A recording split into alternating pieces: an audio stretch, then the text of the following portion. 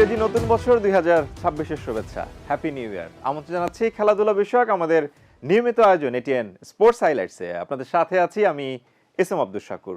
চলুন দর্শক, আজকের পর্ব উপভোগ করি। দিন গুনতে গুনতে শেষ হলো 2025 আর শুরু হলো নতুন একটি বছর 2026। কেমন ছিল খেলার এই গত বছর 2025? ধারাবাহিক বর্ষ পরিক্রমায় আজ ফিরে দেখা যাক ক্রিকেট আর ফুটবল বাদে আন্তর্জাতিক অন্যান্য খেলার খবর। 2025 ছিল বিশ্ব ক্রীড়াঙ্গনের জন্য একটি বিশেষ বছর। অলিম্পিক বা ফিফা বিশ্বকাপের মতো বড় ইভেন্ট ছিল না, তবে অ্যাথলেটিক্স ও সাঁতার চ্যাম্পিয়নশিপ ঘিরে ক্রীড়াবিদদের বড় একটা অংশ ব্যস্তই ছিলেন। অন্যান্য বছরের মতো নিয়মিত আয়োজন ছিল।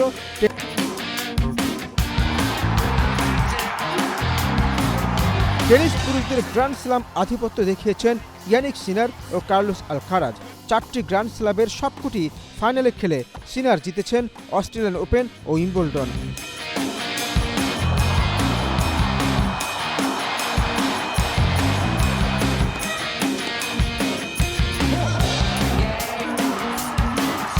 মেয়েদের টেনিসে 4টি গ্র্যান্ড স্ল্যাম জিতেছেন ভিন্ন 4 খেলোয়াড়: মেডিসন কিস, কোকো কফ, ইগা সিওন্তেক ও আরিয়ান সাবালেঙ্কা। যদিও 3টি ফাইনাল খেলে বেলারুশের মেয়ে সাবালেঙ্কাই বছর জুড়ে ছিলেন বেশি আলোচনায়।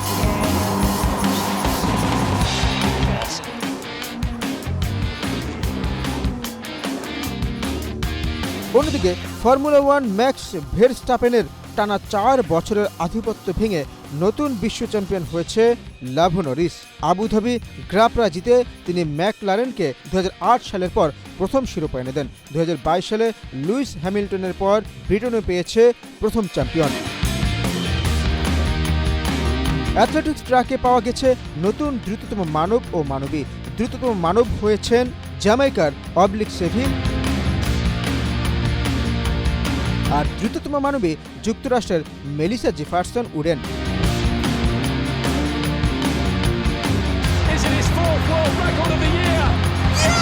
পোল ভোল্টে আরমান ডুপ্লান্টিস আবারও আধিপত্য দেখিয়ে 6.30 মিটার উঁচুতে উঠেছেন। এবছর নিজের বিশ্ব রেকর্ড ভেঙেছেন 4 বার।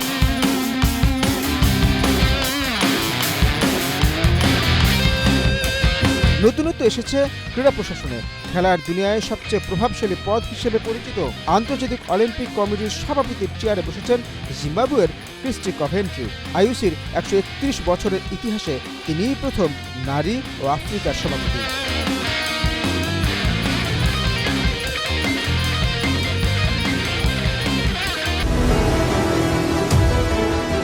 তারুণ্যের উদ্দীপনা আর হাড্ডাহাড্ডি লড়াইয়ের মধ্য দিয়ে শেষ হলো তারুণ্যের উৎসব জাতীয় কাবাডি জেলা চ্যাম্পিয়নশিপের রোমাঞ্চকর ফাইনালে পুরুষ বিভাগে মৌলভীবাজার আর নারী বিভাগে রংপুর শিরোপা জয়ের গৌরব অর্জন করেছে। এবারের প্রতিযোগিতায় পুরুষ বিভাগে টুর্নামেন্ট সেরা সাইদুল ইসলাম আর নারী বিভাগে অন্তরা। তারুণ্যের উদ্দীপনা আর হাড্ডাহাড্ডি লড়াইয়ের মধ্য দিয়ে শেষ হলো তারুণ্যের উৎসব জাতীয় কাবাডি জেলা চ্যাম্পিয়নশিপ। শহীদ ক্যাপ্টেন এম মনসুর আলী জাতীয় হ্যান্ডবল স্টেডিয়ামে অনুষ্ঠিত রোমাঞ্চকর ফাইনালে পুরুষ বিভাগে মৌলভীবাজার এবং নারী বিভাগে রংপুর শিরোপা জয়ের গৌরব অর্জন করেছে। পুরুষ বিভাগের ফাইনালে মৌলভীবাজার 27-19 পয়েন্টে খুলনাকে পরাজিত করে। ম্যাচের শুরুতে খুলনার কাশেম একটি দুর্দান্ত সুপার রেইড করে দলকে লিড এনে দিলেও সেই আধিপত্য ধরে রাখতে পারেনি তারা। দুই দলের সমানে সমানে লড়াইয়ের মাঝে মৌলভীবাজার একবার খুলনাকে অল আউট করে ম্যাচের নিয়ন্ত্রণ নেয়। প্রথমার্ধে 13-6 পয়েন্টে এগিয়ে থাকা মৌলভীবাজার দ্বিতীয়ার্ধেও সেই লিড বজায় রেখে জয় নিশ্চিত করে। আমরা 2025 তারুণ্য কাবাডি চ্যাম্পিয়নশিপ অর্জন করেছে মৌলভীবাজার জেলা কাবাডি দল। আমরা বিগত যে টুর্নামেন্ট হয়েছিল 2017 সালে সেই টুর্নামেন্টেও মৌলভীবাজার জেলা চ্যাম্পিয়নশিপ অর্জন করে। আমাদের অনুমতি আমরা প্রকাশ করছি মান রব্বুল আলমীর কাছে আমরা শুকরিয়া আদায় করি এবং সর্বোপরি আমার খেলোয়াড়বৃন্দ অত্যন্ত ভালো খেলেছে। আমরা প্রথম পর্যন্ত শেষ অবধি কোনো টুর্নামেন্টে আমরা হারিনি এবং কোনো ম্যাচে আমরা পরাজয় করি না। মাশাআল্লাহ, আল্লাহর শুকরিয়া। বাংলাদেশের জাতীয় খেলা কাবাডি, তাই এই খেলার প্রতি সবার আলাদা আবেগ জড়িয়ে আছে, এমনটাই বলছিলেন জাতীয় ক্রীড়া পরিষদের পরিচালক মোহাম্মদ আমিনুল এহসান। তারুণ্যের উৎসবের এই অংশ হিসেবে আমরা আমাদের তারুণ্যকে ইতিবাচক কাজের সাথে জড়াতে রাখতে পারছি এবং তারা আসলে অকর্মণ্যতা থেকে অলসতা থেকে বের হয়ে আসবে। আমাদের গ্রাম পর্যায়ে একেবারে আবহমান বাংলায় যে একটা ঐতিহ্য আছে যে আমরা আসলে সকলে সম্মিলিতভাবে কখনো যদি কোনো আঘাত আসে আমরা কিন্তু এটাকে রেজিস্ট করি সকলে মিলে, তখন আমরা প্রতিবেশীর সাথে বিবাদ বিরোধ সব ভুলে যাই। তো এই কাবাডির কিন্তু একটা আলাদা একটা দার্শনিক বিষয়ও আছে। আমি আমার একবার অন্তর থেকে এটা অনুভব করি। এই জন্যে আমাদের জাতীয় খেলা হিসেবে শুধু নয়, এটা যে দার্শনিক যে বিষয়টা আছে এটা আমাকে খুব অভিভূত করে। কাবাডি ফেডারেশনের নতুন কমিটি আসার পরে তারা আসলে অনেক বেশি আয়োজন করেছে। এশিয়ান ইয়েতে কিন্তু আমরা ব্রোঞ্জ পেয়েছি বাহরাইনে গিয়ে, এবং এরপরে আমরা আমাদের যে সর্বশেষ উমেন ওয়ার্ল্ড কাপ যেটা হলো আমাদের দেশে, সেখানেও আমরা তৃতীয় স্থান অর্জন করেছি। সো এটা কিন্তু এভার বেস্ট আমাদের জন্য। সো আমাদের টার্গেট এখন আসলে আরও বড় হচ্ছে। সো হোপফুলি আমরা হয়তো আগামী স্বল্প সময়ের মধ্যেই আমাদের পজিশনকে 3 থেকে 2 থেকে 1 আমরা হয়তো পৌঁছে যেতে পারবো। মোহাম্মদ আমিনুল এহসান প্রত্যাশা করেন প্রত্যেক তরুণ তরুণী জাতীয় খেলা কাবাডি সম্পর্কে জানবে। এজন্য তিনি একটি পরিকল্পনার কথাও ব্যক্ত করেন। আমাদের স্কুল কলেজের মাদ্রাসার ছেলেমেয়েরা অবশ্যই কোনো না কোনো একটা খেলার সাথে যাতে জড়িত থাকে, কারণ খেলার সাথে জড়িত থাকলেই তার নির্মল আত্মা থাকে এবং আসলে তারা অনেক রকমের নেতিবাচকতা থেকে তারা মুক্ত থাকতে পারে। শুধুমাত্র শরীরচর্চা নামে যে সাবজেক্ট আছে এটাকে যদি আমরা সাথে একটা স্পোর্টসকে এনট্যাঙ্গেল করে দিতে পারি, যে শরীরচর্চার পাশাপাশি একটা খেলা তারা খেলবে এবং ওই খেলাটাতে পারফরমেন্সের ভিত্তিতে তাদেরকে আমরা মার্কিং করব। তো এটা করলে আসলে একেবারে স্কুল পর্যায় থেকে আমরা স্পোর্টস পার্সোনাল কিন্তু বের করে নিয়ে আসতে হবে।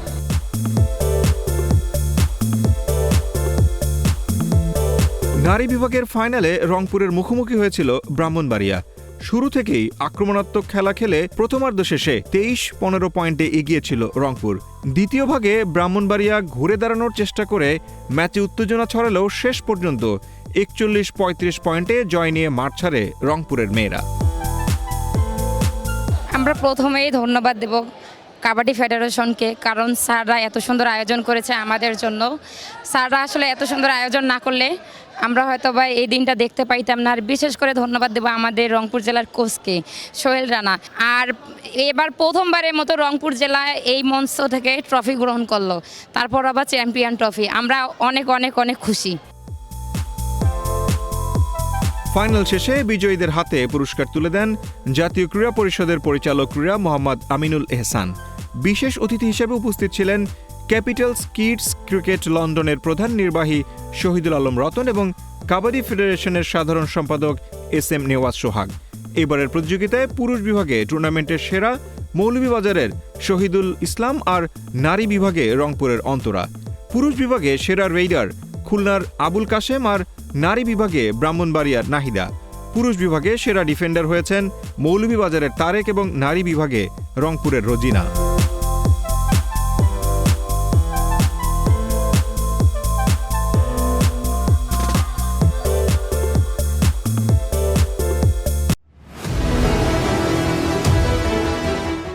সিলেটে পর্দা উঠল বিপিএল এর 12তম আসরের। বড় করে উদ্বোধনী অনুষ্ঠান করতে না পারলেও চমক দেখিয়েছে বিসিবি। রেকর্ড 25,000 বেলুন উড়িয়ে আনুষ্ঠানিকভাবে উদ্বোধন করেন আমিনুল ইসলাম বুলবুল।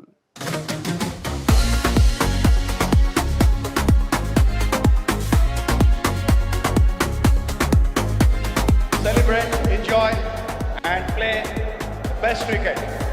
Let's begin.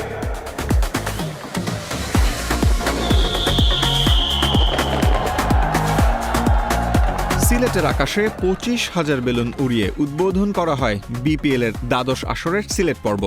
লাল সবুজ বেলুন উড়িয়ে বিপিএল এর উদ্বোধন ঘোষণা করেন বিসিবি সভাপতি আমিনুল ইসলাম। বেলা 3টায় স্বাগতিক সিলেট টাইগার্স ও রাজশাহী ওয়ারিয়ার্সের ম্যাচ দিয়ে শুরু হয় বিপিএল এর মাঠে লড়াই। বিপিএল এর শুরুটা সাদামাটা হলেও গত 27 ও 28 ডিসেম্বর রাজধানীর ঐতিহ্যবাহী মোহাম্মদ আলী বক্সিং স্টেডিয়ামে অনুষ্ঠিত হয়েছে 14তম জাতীয় কিক বক্সিং প্রতিযোগিতা 2025। দেশের বিভিন্ন প্রান্ত থেকে আসা 21টি দল আর 165 জন প্রতিভাবান কিক বক্সারের লড়াইয়ে মুখরিত ছিল এই আসর।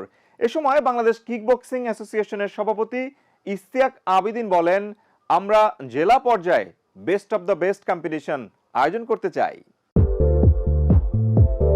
কিকবক্সিং কেবল একটি খেলা নয়, এটি আত্মরক্ষা, শৃঙ্খলা এবং শারীরিক সক্ষমতার এক অনন্য মেলবন্ধন। আজ এটি বিশ্বজুড়ে কোটি মানুষের জনপ্রিয় এক রোমাঞ্চকর স্পোর্টস।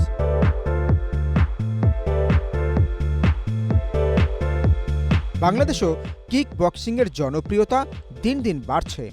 তরুণ প্রজন্মের কাছে আত্মরক্ষা এবং ফিটনেসের অন্যতম মাধ্যম হিসেবে এটি এখন প্রথম পছন্দ। আর এই যাত্রাকে আরও বেগবান করতে কাজ করে যাচ্ছে বাংলাদেশ কিক বক্সিং অ্যাসোসিয়েশন।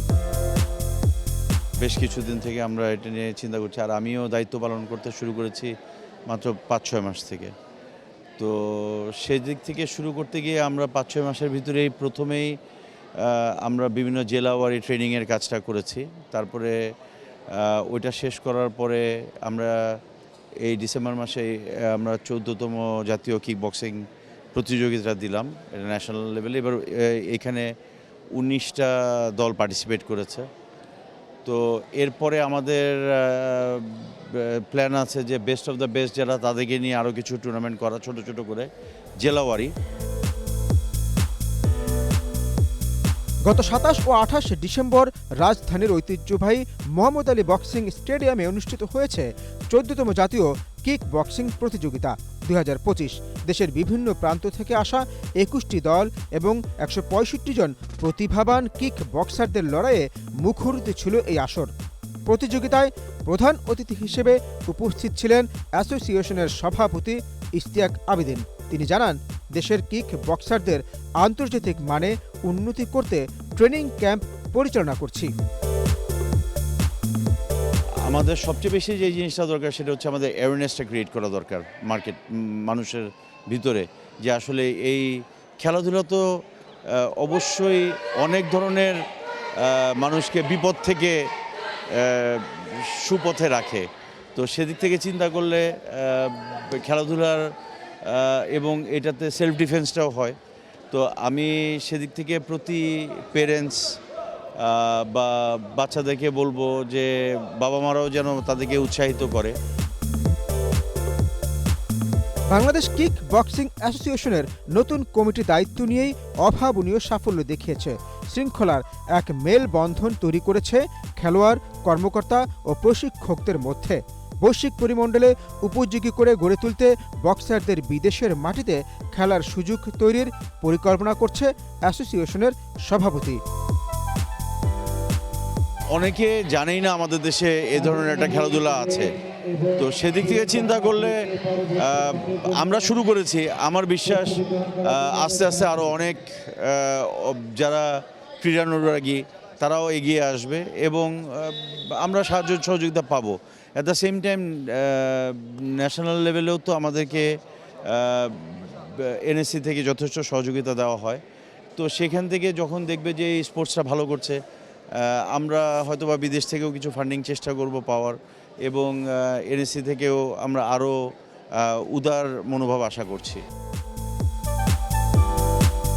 পুরস্কার বিতরণ অনুষ্ঠানে বিশেষ অতিথি হিসেবে উপস্থিত ছিলেন বাংলাদেশ ক্রীড়া পরিষদের পরিচালক আমিনুল ইহসান এবং বাংলাদেশ কিক বক্সিং অ্যাসোসিয়েশনের সাধারণ সম্পাদক মোস্তাফিজুর রহমান।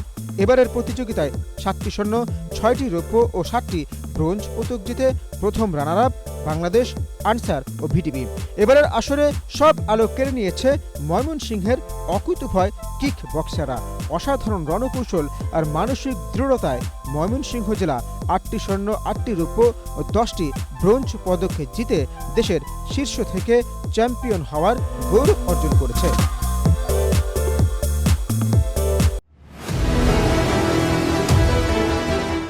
শ্রীলঙ্কার বিপক্ষে 3 ম্যাচে টি-20 সিরিজ খেলবে পাকিস্তান। এই সিরিজকে সামনে রেখে 15 সদস্যের দল ঘোষণা করেছে দেশটির ক্রিকেট বোর্ড পিসিবি। লঙ্কানদের বিপক্ষে এই সিরিজের স্কোয়াডে ডাক পেয়েছেন চলমান বিপিএল এর খেলা 7 ক্রিকেটার। শ্রীলঙ্কার বিপক্ষে 3 ম্যাচ টি-20 সিরিজের জন্য 15 সদস্যের দল ঘোষণা করেছে পাকিস্তান ক্রিকেট বোর্ড পিসিবি। এই স্কোয়াডে রাখা হয়েছে বিপিএলে খেলা 7 ক্রিকেটারকে। ডাম্বুরাতে 7 জানুয়ারি শুরু হবে সিরিজটি, শেষ হবে 11 জানুয়ারি। শ্রীলঙ্কা সিরিজের দলে প্রথমবারের মতো ডাক পেয়েছেন ওপেনার খাজা নাফি। তিনি বিপিএল খেলেছেন রংপুর রাইডার্সের হয়ে। একই দলে থাকা অলরাউন্ডার ফাহিম আশরাফও টি-20 সিরিজের দলে আছেন। রাজশাহী ওয়ারিয়র্সে খেলা ওপেনার সাহিব জাদা ফারহান, অলরাউন্ডার মোহাম্মদ নওয়াজ পাকিস্তানের টি-20 দলের অন্যতম 2 ভরসা। স্বাভাবিকভাবেই তারা দলে আছেন। ঢাকা ক্যাপিটালসও পাকিস্তানের 2 ক্রিকেটারকে ছাড়তে হবে। উইকেটকিপার ব্যাটসম্যান ওসমান খান ও পেসার সালমান মির্জাকে টি-20 দলে রাখা হয়েছে। Sylhet Titans opener Sam Ayub যাচ্ছেন শ্রীলঙ্কায়।